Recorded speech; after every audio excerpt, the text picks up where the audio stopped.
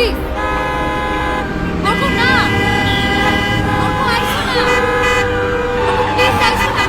অর্ক কি করছো তুমি? পাগল হয়ে গেছো নাকি? অর্ক প্লিজ চলে যাও। অর্ক না, অর্ক প্লিজ। অর্ক, অর্ক প্লিজ চলে যাও। অর্ক, অর্ক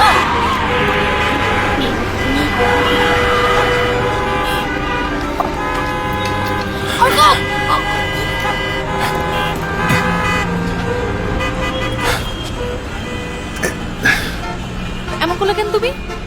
যদি একটা অ্যাক্সিডেন্ট হয়ে যাইতো? হতো, অনেক ভালো হতো। তোমাকে ছাড়া থাকার থেকে ওভাবে থাকাই বেটার। কেন এমন করতেছো তুমি? কেন? দিনা, তোমার বাবার ভবিষ্যৎবাণী ঠিক ছিল তো? আজকে একটা অন্ধ ছেলে রাস্তা পার হয়ে আসে। অন্ধ মানেই তো চোখে দেখে না তা না। মানুষ তো ভালোবাসা অন্ধ হয়, তাই না? তোমার ভালোবাসা পাওয়ার জন্য আমি আমি আমি অন্ধের জীবন বেছে নিতে রাজি আছি। চুপ করো। আমি চুপ করবো না। একদম আমি চুপ চুপ করো। করবো না যতক্ষণ পর্যন্ত তুমি আমাকে না বলো তুমি আমাকে বিয়ে করতেছো। নাহলে এই কাপড় পরে আমি রাস্তার ওই পারে আবার যাব, আবার আসবো, আবার যাব, আবার আসবো। কোনো নাকি আমি কান্নাকাটি করে এখানে মানুষজন জড়ো করে ফেলবো।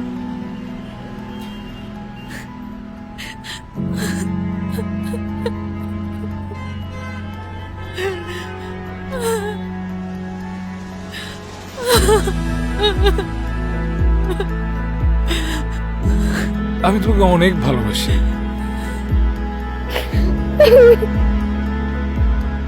Please please.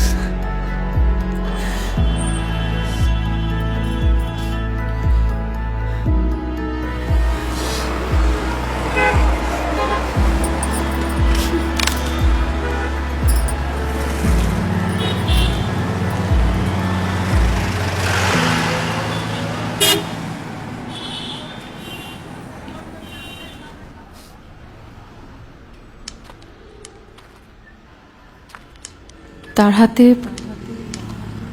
সাদা ছড়ি।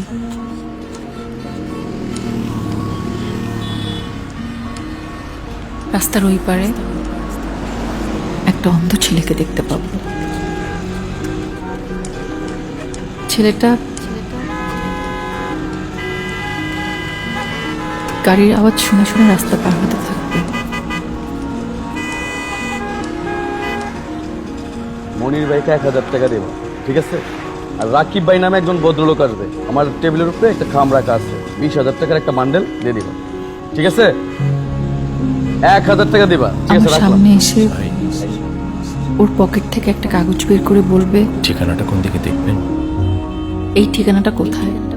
পূজার সামনে গিয়ে বামে। ধন্যবাদ।